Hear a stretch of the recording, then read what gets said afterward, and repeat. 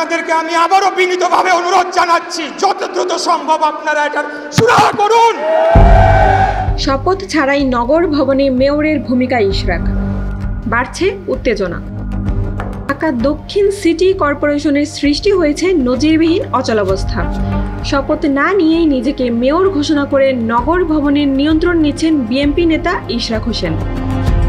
গতকাল নগর ভবনের মিলনায়তনে প্রায় ৭০ জন ওয়ার্ড সচিব ও ১০টি প্রশাসনিক অঞ্চলের কর্মকর্তাদের সঙ্গে বৈঠক করেছেন তিনি। ব্যানারে লেখা ছিল, মাননীয় মেয়র ইঞ্জিনিয়ার ইশরাক হোসেন।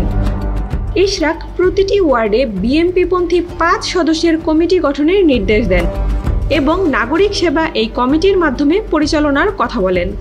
সচিবদের নিয়মিত অফিস করানোর নির্দেশ দিয়েছেন তিনি। স্থানীয় সরকার বিশেষজ্ঞরা বলছেন, শপথ ছাড়া এভাবে সিটি কর্পোরেশনের নিয়ন্ত্রণ নেওয়া দুঃসাহসিক এবং নিয়ম বহির্ভূত। তারা সরকারের নীরবতা নিয়েও প্রশ্ন তুলছেন। উল্লেখ্য, নির্বাচনী ট্রাইব্যুনাল গত মার্চে ২০২০ সালের নির্বাচনের ফল উল্টে ইশরাককে বিজয়ী ঘোষণা করে।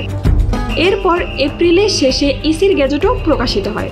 তবে শপথ নিতে না পারায় সংকট সৃষ্টি হয়। ইশরাক সরকারের বিরুদ্ধে শপথে বাধা দেওয়ার অভিযোগ এনেছেন এবং স্থানীয় সরকার উপদেষ্টার পদত্যাগও দাবি করেছেন।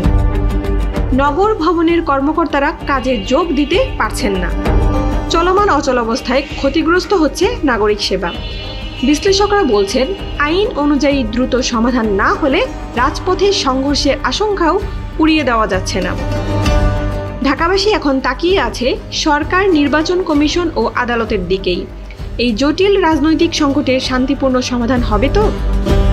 আপনার মতামত আমাদের জানান। ভিডিওটি ভালো লাগলে লাইক দিন, শেয়ার করুন এবং আমাদের চ্যানেলটি সাবস্ক্রাইব করতে ভুলবেন না। ধন্যবাদ সবাইকে।